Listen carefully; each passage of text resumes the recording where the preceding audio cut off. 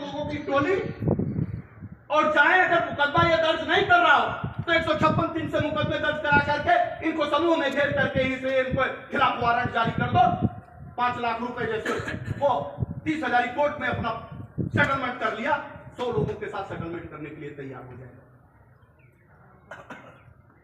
Court सही 20 कानून नहीं होते कोर्ट के, जो लोअर कोर्ट के कानून होते हैं वही कानून सुप्रीम कोर्ट के होते हैं, वही कानून हाई कोर्ट के होते हैं, और वही सिस्टम, वही वकालत, वही जो बस फर्क सिर्फ देखते हैं कि उसका एक सिस्टम और कल्चर बनता हुआ चला जाता है और उसके नाम के आगे परिवर्तन। हम राष्ट्रीय अध्यक्ष हैं तो ये जिला अध्यक्ष है ना भाई, अगर ये जिला अध्यक्ष हैं तो हम राष्ट्रीय अध्यक्ष हैं तभी, क्योंकि संगठन तो है ना, और मैं भी कभी कार्यकर्ता ही तो हूं।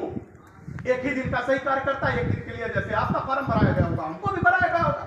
आपने 10 करोड़ लोगों को कल गुमराह किया और हम अपने गुमराह और खर्च इतना किया। गुनाह तो 1 रुपए का 1 करोड़ रुपए का बात बराबर है। सजा तो एक गुनाह करने पे होगा, 100 गुनाह करने पे होगा।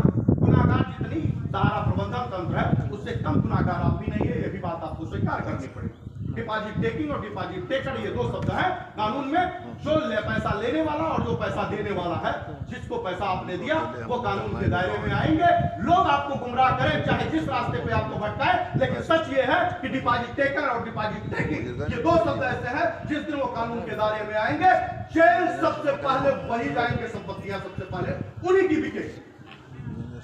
अब सहारा प्रबंधन तंत्र के हायर टॉप क्लास के लोग जाके सुप्रीम कोर्ट और हाई कोर्ट में बेल तो ले लेंगे, लेकिन आम कार्यकर्ता किसी चौराहे पे पुलिस उठा के टांग ले जाएगी, पहले 10-20 हजार लेगी, पर 2-4 लाख लोगी, और जब उसके ऊपर कोई विधायक का दबाव पड़ेगा तो उठा के रात जेल के अंदर डाल देगा।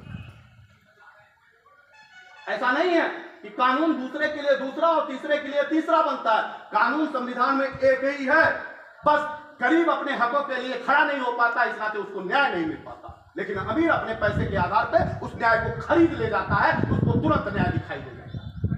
बस इतना ही फर्क है, क्योंकि आपके पास ना पैसे हैं और ना जिगर।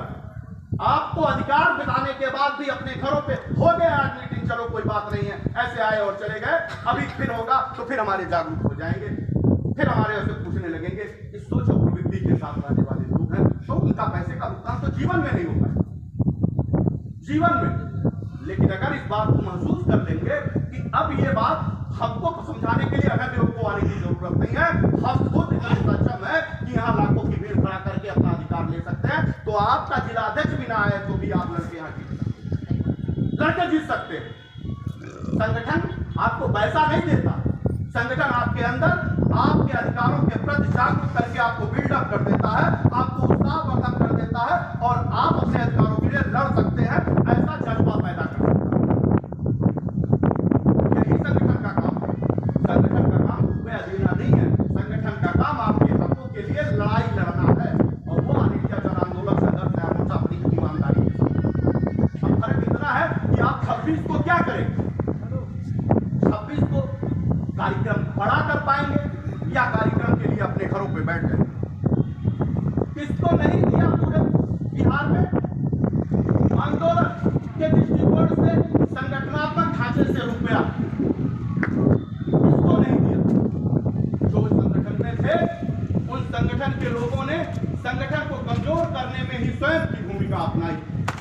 कोई पार्टी किसी को चंदा नहीं देती, बशर्ते उससे चंदे की रसीद कटवा के संपूर्ण पैसे उठा ले जाती है राजनीतिक पार्टियां। लेकिन एक आइडिया जन आंदोलन था कि उसने कहा कि आप एक रसीद काटेंगे तो उस रसीद काटने के बदले में 50 रुपए आपको देंगे, ताकि आप 5 रसीद और काट पाए और 5 लोगों को और जागरूक कर पाए।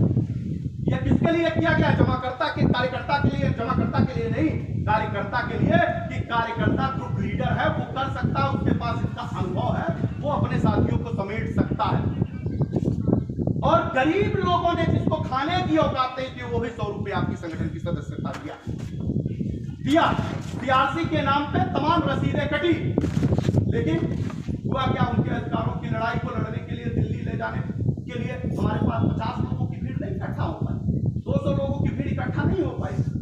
अरे भाई पैसा दिया तब क्यों नहीं हो पाई? जेब से लगा के जाना होता तो बात अलग थी। ये मौके कई बार आए, एक बार तो आए नहीं। एक बार दिल्ली आया, एक बार दिल्ली आया, एक बार लखनऊ आया, एक बार पटना आया, एक बार राजगीर आया। कहां कहे कि नहीं आया? कहीं तो दिखा हो। तो पारदर्शिता और ईमानदारी व्यक्ति को महान बनाता है। उसके पास जेब में कुछ हो या ना हो,